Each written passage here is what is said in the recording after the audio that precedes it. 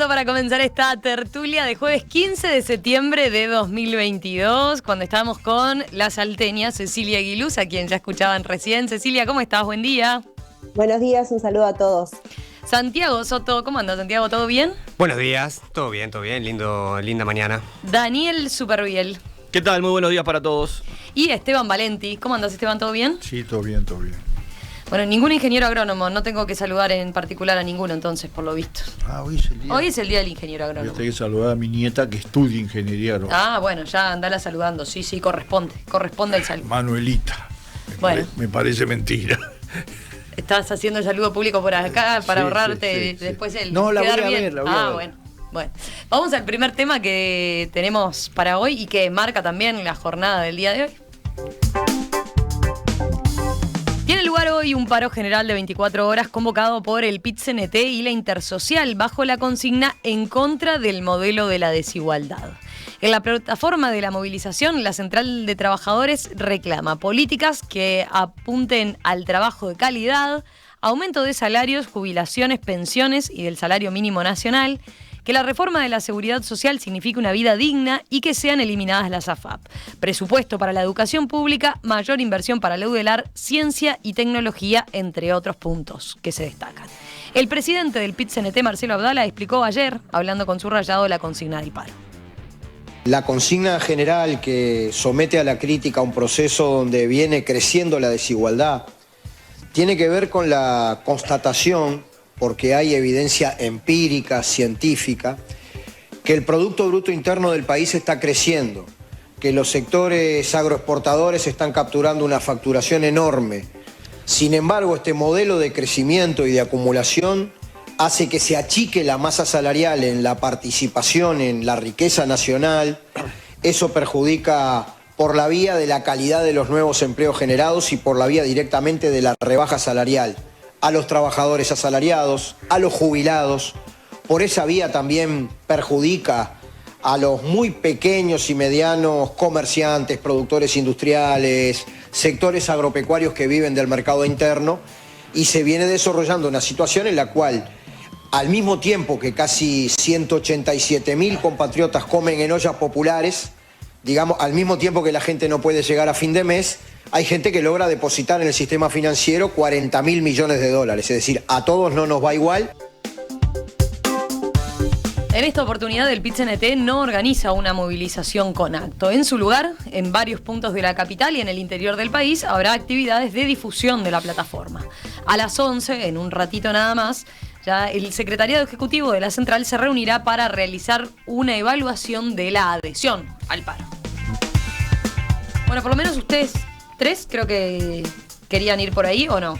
A ver, era cantado, tema cantado porque es una de las... Además somos especialistas. Hemos tratado paros generales de hace... ¿Cuántos años? 16 años. Y bueno.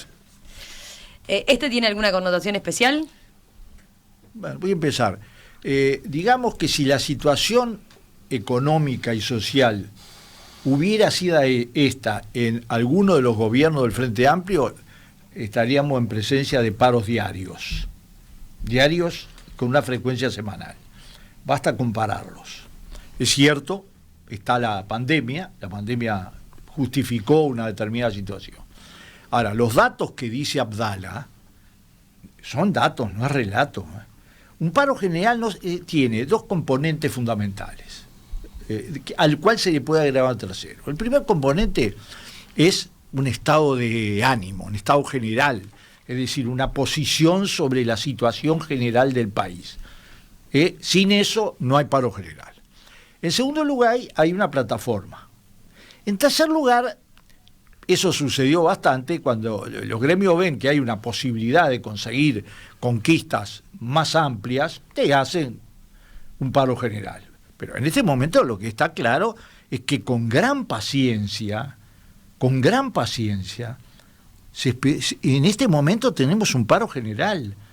Es decir, digamos, ¿es cierto que el país todo tuvo que afrontar la pandemia? Sí, es cierto. ¿Es cierto que todos salimos de la pandemia de la misma manera? No, no es cierto en absoluto. No es cierto en absoluto. Es un modelo. Es más, yo escribí hace poco porque no me gusta la moralización de las políticas. Es decir, yo no creo que el presidente, que el gobierno quieran que se dé esta fractura social como se está dando. No, yo no quiero. Pero es el resultado de una política que se aplicó en otros países, en la crisis del 2008, que se aplicó en el Uruguay con su variante y que está fracasando de la misma manera. No, que no se mide solo en opinión pública, que también se está empezando a medir, sino que tiene que ver con algo muy importante. Es decir, hay un núcleo muy pequeño de gente que está acumulando enormes riquezas, y hay un sector muy amplio que no es solo el de los trabajadores, lo que decía Abdala. Ya empieza a impactar en las clases medias. Si yo me pongo a darle algunos indicadores, por ejemplo, déjalo para lo dejo para las encuestas. Hay que escuchar con mucha atención a Marcelo Abdala y dejarlo ahondar en sus pensamientos, ¿no? Lo escuché 2 o 3 veces en entrevistas en profundidad y la verdad es un tipo muy lúcido, muy inteligente, que plantea temas muy lógicos. A mí me parece muy bien que el tema esencial de todo esto, que es la recuperación salarial, ¿no? O sea, donde claramente no ha llegado a los bolsillos de los uruguayos, esté arriba de la mesa y que sea como un mosquito molesto para el gobierno, para el Ministerio de Economía y para los hacedores de políticas públicas. Pues eso es un dato de la realidad. Dicho eso, me parece que esta instancia de reflexión, bueno, en cierta medida agilita los músculos de la gimnasia del movimiento sindical y plantea una mirada del país que claramente no es la mirada del país que tienen quienes gobiernan y quienes tienen la ministra de Economía, Susana Arbeleche. Ayer la escuchaba a Susana Arbeleche en la Rural del Prada, entrevistada por Blasina y por Marguerí, en Radio Rural creo que era. Sí. Y ella reconocía que el salario real no había mejorado, pero empezaba a dar datos, cifras de que esta recuperación de la economía que se ve en el aumento de las exportaciones, en el aumento del PBI, no al ritmo que a Marcelo Abdala y a todos los uruguayos nos gustaría, está empezando a llegar, bajo el empleo, etc. Y que es obsesión del gobierno lograr alcanzar esta situación. Entonces, me parece que hay visiones diferentes, hay que reconocerlo, por algo unos están en el gobierno y otros están en la oposición, y hay velocidades diferentes. Es evidente que la velocidad para aquel que le está costando llegar a fin de mes es un drama, y hay que ponerse en los zapatos de él. Y hay que ponerse también en los zapatos de una ministra de Economía austera, seria, responsable, que ha manejado a mi juicio, la economía durante la pandemia, durante el drama de la pandemia, correctamente, no ha sido populista, no ha sido despilfarradora de fondos. ¿Para qué? Para que en algún momento se cruce la demanda del PIT-CNT con lo que quiere el gobierno. Evidentemente hay tiempos diferentes, miradas diferentes, y bueno, por algo unos están en el gobierno y otros en la oposición.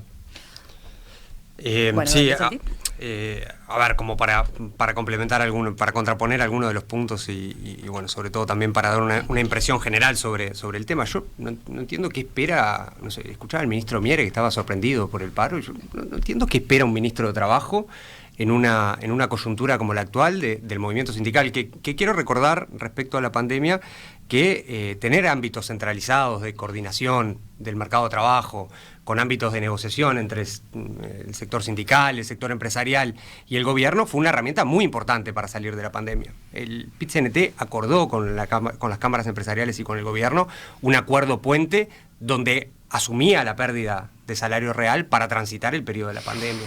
Y lo hizo en el marco de la institucionalidad de negociación colectiva que tuvo el Uruguay, con, creo yo, un sentido de responsabilidad amplio. Después quedará la discusión de si eso lo hubiera firmado o no con un gobierno de izquierda, o qué otras condiciones hubieran sido en el caso de que quien estuviera por el lado del Ministerio de Trabajo fuera un gobierno de izquierda. Pero más allá de esa discusión, que es una discusión sobre el pasado, cuando uno mira las cifras del presente, y bueno, los números que plantea Abdala son números totalmente razonables. Oficiales. Si uno mira el primer semestre del año, el shock más importante de términos de intercambio del Uruguay, el boom exportador más grande que tuvo el Uruguay en los últimos 15 años, más de los vientos de cola que se hablaba del periodo de Pepe, más que todo eso.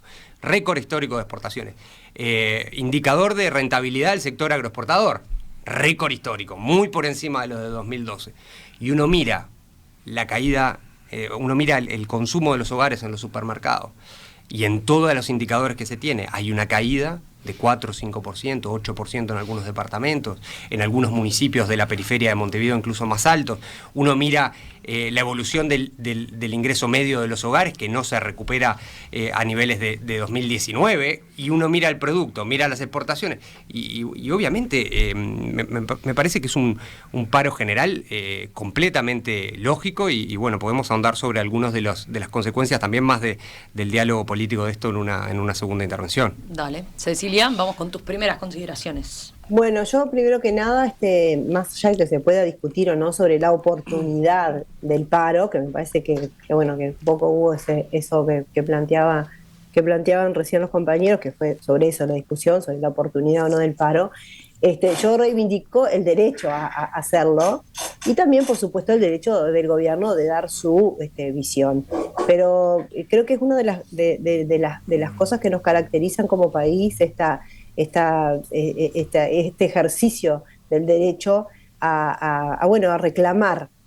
Por un lado, más allá de que se crea, y que yo siempre hago la analogía entre el PIT-CNT y el Frente Amplio, sobre todo que quedó bastante plasmado ahora con el tema de Fernando Pereira, la presidencia del Frente Amplio. Tengo, sin embargo, un matiz con este paro que me parece que puede ser un paro diferente. Me parece que la gente no lo está viendo tanto como la oposición haciendo paro, sino que hay mucha gente que, y me adhiero un poco a lo que decía Esteban, tiene como ese sentido de malestar por la situación económica, que no ha derramado en la gente todavía y que viene muy lento, y que puede hacer que mucha gente se adhiera al paro sin ser partidario del PIT-CNT. No sé si me explico. Me parece, hago ese matiz porque es un poco en estos días previos lo que he percibido, ¿no?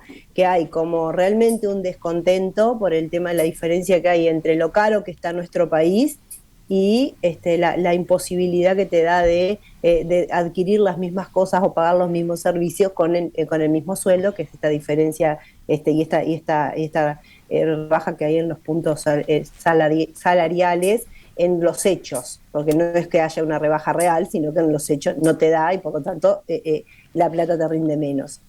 Y quiero agregar que, y siempre sé que soy un poco pesada con esto, pero es un dato no menor, que en las zonas de frontera además está todavía mucho más compleja la situación. Mucho peor. Mucho más complejo. Por lo tanto, creo que puede ser sí un paro del PIT-CNT, por supuesto, pero también un paro que tenga determinada adhesión de gente que por ahí ni siquiera comulga con el PIT-CNT, pero porque tiene que ver con esto de la esencia de los paros, ¿no? Y los países deben de tener sindicatos serios y fuertes, y deben de también, en el ejercicio de la democracia, poder tener un espacio para protestar, y quizás hoy sea ese espacio. ¿Cómo vieron ustedes viniendo para acá el movimiento en la calle? ¿Se notaba el paro como acá tal? En el centro se notaba mucho el paro. Yo vine caminando justo por 18 de julio y la verdad que... Sí, Cecilia, supongo que allá en Salto todavía no tenés un panorama, pero... No, pero lo que dice Cecilia, que es muy sensible y que conoce muy bien, es lo que es un paro más amplio que un paro sindical. Pero acá están todos marcando sobre todo el tema económico. La plataforma es mucho más amplia, ¿no? Como sucede siempre. Pero para que haya ambiente para un paro general tiene que haber un tono general. Y yo voy a decir que yo podría agregar, como cualquiera de ustedes, ¿no? Como cualquiera de ustedes, un listado de elementos que justifican los datos económicos. Yo me voy a concentrar en esta segunda parte en contestar una pregunta. ¿Por qué está pasando eso? Porque eso es fundamental, es decir, apuntan a que tenemos tiempos diferentes. Yo escuché al ministro Mieres, que cumple su función, que no lo considero uno de los peores ministros de este gobierno, ni mucho menos. Vamos a entendernos claro, es decir, él se ha movido dentro de sus competencias. Dijo que no tenía nada que ver igual el gobierno, lo que pasaba o no pasaba, no sé cuál es su función, ¿no? Pero bueno, de todas maneras, hasta el propio sindicato tiene una relación que demuestra una forma de amortiguación. ¿A qué? ¿Amortiguación de qué? Es una política integral, a veces mal ejecutada porque también el expertise es muy importante, ¿no? En algunos detalles el expertise es muy importante, pero no es un problema de expertise, es un problema de diseño, es un modelo. no se afectan pedazos de ese modelo, donde lo central es la macroeconomía y el déficit fiscal, que es el corazón de la política de austeridad, ¿tá? El corazón, que se aplicó por señalamiento del Fondo Monetario Internacional en el 2008 en todos los países y fracasó estrepitosamente. Y en Uruguay no se aplicó y por lo tanto fuimos uno de los pocos países que seguimos creciendo en medio de la crisis. Entonces, el tema es que este modelo no es que genera esa diferencia simplemente como una consecuencia no querida. Es inevitable. Es inevitable porque además la concepción de que si vos generás una acumulación entre el sector, a nivel mundial generó esto. El 2% de los tenedores de acciones en el planeta es propietario del 80% del capital accionario. Esta concentración de riqueza no se dio nunca en la historia de la humanidad. En el Uruguay se está produciendo un reflejo a espejo porque el corazón de la política económica de este gobierno, aplicada fielmente, férreamente por la ministra, pero con el respaldo absoluto del presidente, se ve en la rendición de cuentas, se ve en el presupuesto, pero se ve además en todos los aspectos, ¿ah? En quién paga los costos de cada cosa. Entonces yo creo que lo que está en discusión, más allá de que este no es, y está bien que lo reconozcamos, no tiene que ver con el Frente Amplio, porque el Frente Amplio está en su esquema, en su política, etcétera. Esto tiene que ver con los sindicatos, que en Uruguay son una fuerza muy, pero muy importante y muy democrática. Así como nosotros nos llenamos, y termino con esto, nos llenamos de orgullo de que se reúnan todos los partidos, de que, cosas que vos pensás si se pudiera hacer en Paraguay, en Chile, en Argentina, en Brasil, no se podría hacer, en Perú, no se podría hacer. Acá se hace y es un hecho, a ver, en algunos casos no mereció ni siquiera la primera página. ¿Tá? Y era simplemente, ¿por qué? Porque forma parte de una tradición. Pero ¿sabes qué pasa? La otra es que tenemos una central única que no se agarran a trompada entre las centrales sindicales para ver muchas cosas, resolver muchas cosas, y que además tiene una visión de conjunto nacional. Yo resalto una cosa, la plataforma del PIT-CNT no es más plata, más plata, más plata y nada más. Es una visión, ¿tá? Desde los trabajadores. Sí, yo arranqué elogiando el pensamiento profundo, pese a estar en discrepancia en muchos temas de Abdala, a quien respeto muchísimo, así que esa no la llevo esa. Lo que sí creo, y aquí discrepo contigo, Esteban, es que vos decís, esto está fracasando rotundamente. Yo creo que es muy temprano para decir que esto es un fracaso, y creo que justamente estamos a la salida de la pandemia en una estrategia y un lineamiento económico que a mi juicio es el correcto, ¿tá? Que vamos a ver si es un fracaso cuando se pase raya a fin del gobierno. Claramente es un lineamiento económico que es diferente, es de otra tienda a la que quiere Marcelo Abdala. Y me parece que ese lineamiento económico fue respaldado en las urnas, fue reivindicado cuando triunfó la LUC, y con la solidez con la que está manejando la ministra de Economía esta situación complicada, que es la pospandemia. Entonces, en ese sentido, cuando Abdala pone el ejemplo de Robin Hood, no es un Robin Hood al revés. Todo es una visión de ver la economía, de ver la política. Es los ricos y los pobres, robándole. Y yo creo que es una ahí sí discrepo con Abdala. Robándole no. Bueno, Robin Hood agarraba las cosas y se las distribuía. Entonces, son dos modelos y eso es lo que está en juego. Y me parece bien que el PIT-CNT haga eso, y me parece bien que el gobierno que ganó en las urnas legítimamente, proponiendo un modelo diferente al modelo que tenía el PIT-CNT-Frente Amplio, plantee otra situación. Y serán las urnas las que definirán si esta política era correcta o no era correcta, si los uruguayos se beneficiaron con esta política económica o no, y si se lograron hacer los cambios estructurales para los cuales vino este gobierno a tratar de manejar la situación económica y otro tipo de políticas de una manera diferente. ¿El mundo es perfecto? No es perfecto. ¿Es perfecto lo que está haciendo el gobierno? No es perfecto. Pero sí, claramente hay una visión, una misión y una voluntad de ir hacia ese lado que el PIT-CNT está en contra y que lo manifiesta legítimamente en un sistema democrático como el nuestro. Así que me parece que por ahí está el foco de la discusión. Yo tengo una opinión diferente. A ver, dale, Cecilia. A mí me parece que en realidad Uruguay hoy económicamente está transitando con dos esferas diferentes. No una contraposición de un modelo con el otro, porque cuando gana un modelo, en definitiva, se adapta el gobierno a ese trabajo. Pero además Uruguay en realidad no ha salido de los estándares internacionales de las políticas económicas, ha sido parte de eso y se rige por la OCDE, fue muy fuerte todo lo que tuvo que ver con el periodo, sobre todo el Frente Amplio, con estar bien con los organismos internacionales en el tema económico. O sea que eso, no sé, no me parece que sea tan cambiado el modelo. Lo que sí me parece que a la interna de Uruguay, en esta gestión, lo que está pasando es que hay dos partes. Por un lado, una parte que anda muy bien, que es la que nos cuenta siempre la ministra de Economía, donde nosotros queremos vivir, ¿no? Que son los macronúmeros, ¿no? Que es la economía internacional. Pero en realidad, eso beneficia únicamente a los sectores agroindustriales o agroexportadores. Y por otro lado, hay otro modelo, que es el de la diaria, de todos los uruguayos, que es la microeconomía, que ese es el que no anda bien. Y creo que hacia ahí es este paro general y hacia ahí es esta protesta, ¿no? Yo sinceramente creo que ahí está la gran diferencia en quizás otros paros. Acá hay un montón de uruguayos que no importa lo que votaron, que no están discutiendo el modelo económico del Frente Amplio y el modelo económico de la coalición de gobierno o del Partido Nacional, que es en definitiva quien maneja, ¿no?, los temas económicos de este país. Sino que en realidad lo que está protestando es por este segundo tema, que es la microeconomía, que la microeconomía no nos está yendo bien y que encima, además de estas desigualdades que marca el PCNT, yo sigo agregando la desigualdad territorial, que la hay. Agrego simplemente algún mensaje de los oyentes, ya que va Santiago. Hay varios que preguntan, ¿y qué habría que hacer entonces en este momento?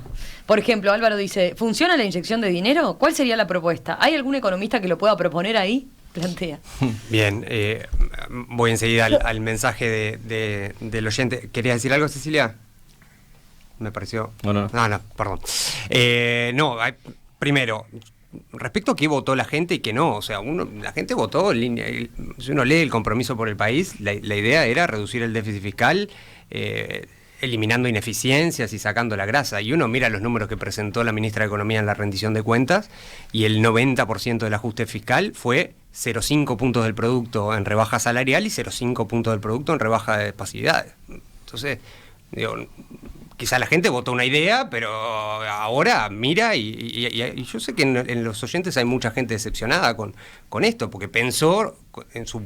digamos, en su confianza, digamos, cuando le prestó el voto a este gobierno, como le prestó el voto a otros en otro momento, confió de que efectivamente, que reduciendo algunas grasas, sacando algunas, ¿no?, eficiencias, como se decía por ahí, era el ajuste, no que el ajuste iba a ser un hachazo duro y parejo para todos los trabajadores del sector público y para los jubilados, al punto que, insisto, del punto y poco de mejora del déficit primario que presentó la ministra de Economía al Parlamento, un punto entero es mitad parejo a reducción del déficit por el lado de los salarios y después de las pasividades, y no porque haya menos funcionarios, sino porque hay una rebaja de la cuestión salarial. Entonces, eso respecto al mandato que tiene este gobierno. Yo entiendo igual que sí este gobierno tiene un mandato y que queda muy claro en torno a recomponer o rebalancear la rentabilidad de algunos sectores o la distribución entre básicamente capital y trabajo, por decirlo de alguna manera, y ese es uno de los mandatos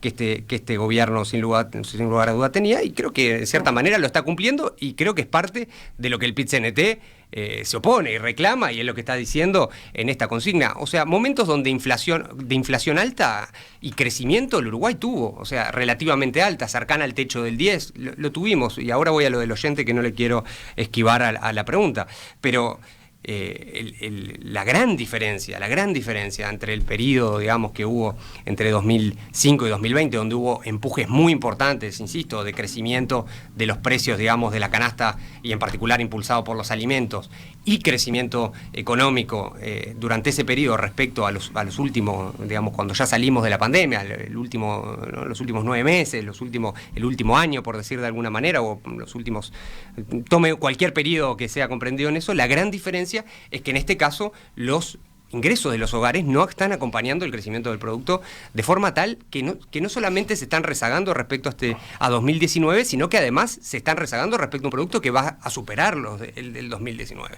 Y yo creo que eso está en el corazón. Yo creo que las medidas que tomó el gobierno en su momento para julio usaron los instrumentos adecuados para ir más concretamente a lo que decía el oyente. Yo creo que estaba bien el correctivo, creo que estuvo bien el adelanto, creo que estuvo bien el reforzar las transferencias a los sectores de menores ingresos a través del MIDE. Yo creo que fue insuficiente, y a la prueba está, cuando se conocieron en agosto los datos de julio, el salario real no logra, y cuando uno mira la proyección para adelante, el gobierno va a quedar muy lejos, está quedando muy lejos de llegar a los promedios del 2019, ni hablar de que la masa salarial sea parecida, o sea, que el porcentaje del producto que se apropian los trabajadores y jubilados sea parecida a la del 2019 hacia Vamos 2024. A ver el índice Gini cuando salga. Algunos mensajes, a ver, Alberto plantea, y bajando el déficit fiscal, ¿no nos ayuda a largo plazo a los votantes de a pie?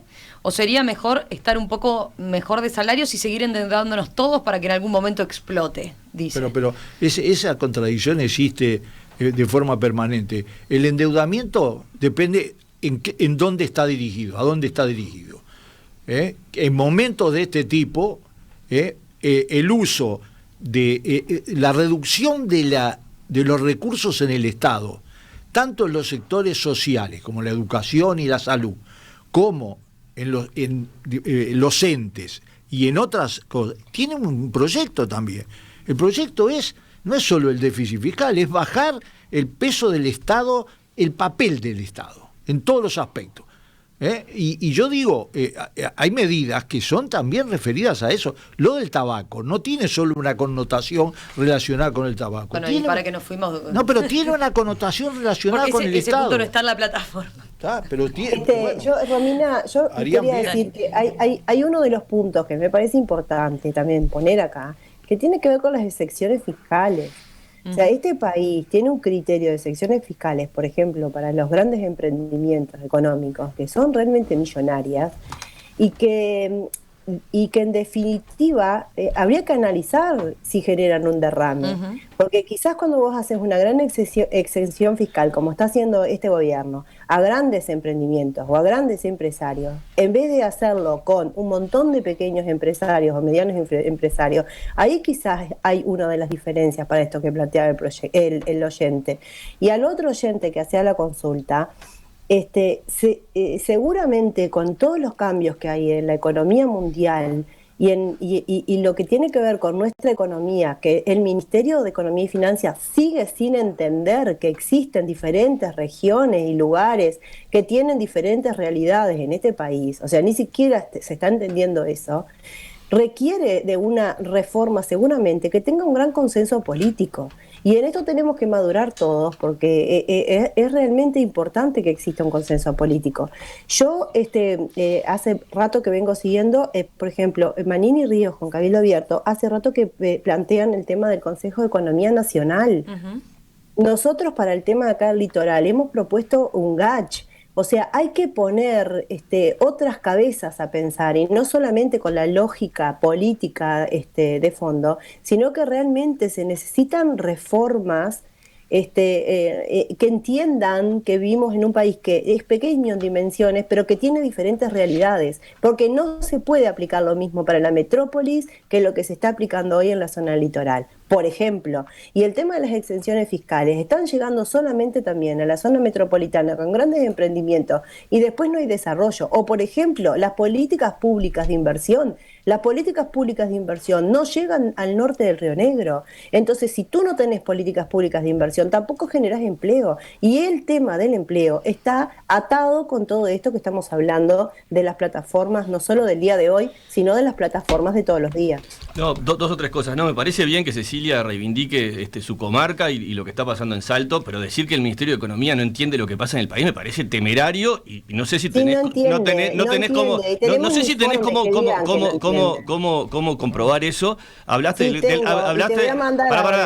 del GACH contra el contrabando. Si vos tenés la fórmula para que el contrabando equilibre los precios, ponela arriba de la mesa y dejate de llamar a GACH. No pidas más GACH, pero ponela arriba de la mesa. Parte del problema que tiene Salto, por lo que tú mismo dijiste acá, es que el contrabando y la diferencia salarial con Argentina. Si el Ministerio de Economía... Déjame terminar. Si yo te escuché, ahora escuchame a mí. Si vos tenés la fórmula para ese tema solucionarlo, ponelo arriba de la mesa y que se discuta, pero hasta ahora no hay una fórmula para solucionar la diferencia de precios con los otros países y el contrabando. Así que me parece temerario que digas que desde el Ministerio de Economía no se conoce el interior y me parece temerario que sigas tirando lo del GACH sin tirar una sola propuesta. 2 puntos. El Ministerio de Economía no entiende la realidad del interior. ¿Terminaste? No, creo que le queda algo. No entiende la realidad del interior y no es temerario. Y lo sigo reafirmando y hay informes del Ministerio que contestan que somos iguales en todo el país. Y eso es una falta de conocimiento del país. Y a ver, ¿quién entiende el país entonces? ¿Lo entendés tú? ¿Tú lo entendés el país? ¿Cabildo Abierto lo entiende? ¿El Frente Amplio lo entiende? Te pregunto para ver quién lo entiende. Porque digo, si de tu mirada, entonces quiero saber quién lo entiende para poder leerlo, a ver quién entiende el país. La gente de esa zona lo entiende. No, entiende Salto. Y bueno, entiende Salto. Y entonces los de Cerro Chato también pueden decir no entienden el país. Los de Pocito pueden decir no entienden el país. O sea, me parece que estás diciendo algo que no sé. Bueno, yo te voy a mandar ahora, pero además al chat que tenemos todos los compañeros el informe para que lo veas. Pero aparte, yo no estoy diciendo que tenga la solución. Y cuando uno pide un GACH, es justamente para que hayan otras cabezas, no la mía pensando, ni la tuya. ¿Lo armaste? ¿Lo convocaste? O sea, es muy fácil decir un GACH. Le mandé una comunicación al propio presidente de la República, le mandamos firmados por muchas personas. Pero lo tiene que hacer la presidencia de la República. ¿Por qué no lo hace el sector privado? ¿Por qué no lo hacen los departamentos? ¿Por qué no lo hacen los departamentos del litoral? Y proponen una propuesta. Daniel, ¿por qué en el tema de la pandemia lo hizo el presidente de la República y no lo puede hacer para acá, que tenemos 13,8 de desempleo? Y que todos los departamentos del interior están pasando por una situación de desempleo impresionante, con un PBI espantoso, unas necesidades básicas insatisfechas espantosas que van para encima del 45%, donde en realidad los comerciantes se quejan que miles de pesos están perdiendo y comercios están cerrando. O sea, ¿te parece que eso no requiere una mirada presidencial? ¿Te parece que la solución tenga que ver venir de los empresarios que hoy están cerrando? Yo te hablé de empresarios, intendentes, o sea, me parece que siempre pedirle al Estado que solucione temas que se podrían aportar desde otro ángulo, me parece perfecto. Han hablado de cuántos GACH para esto, GACH carcelario, GACH. Ahora, GACH es como antes armar una comisión que termina pateando los temas para adelante y no solucionan nada. Y que mire el tema de la región y que entienda que las fronteras entre Brasil y Uruguay se están manejando distinto. ¿Y sabes cuál ha sido la respuesta del gobierno? Nada. Hacer nada es la solución para que la gente se siga yendo de los departamentos donde no tiene trabajo. Daniela, ¿a vos te parece? ¿Cuánto queda por decir en este tema? Para el oyente que decía que el tema del déficit fiscal representa algo positivo para el futuro, pero el problema es que todos estos datos que estamos dando no se corresponden con una baja de endeudamiento del país. No es cierto. El Uruguay sigue aumentando su endeudamiento. Por lo tanto, a santo de que, y digamos, si hubiera una correspondencia clara, pero ni siquiera eso hay. Y esperemos el 2024, el 2024. Ahí vas a ver cómo se les va todo el tema del déficit fiscal.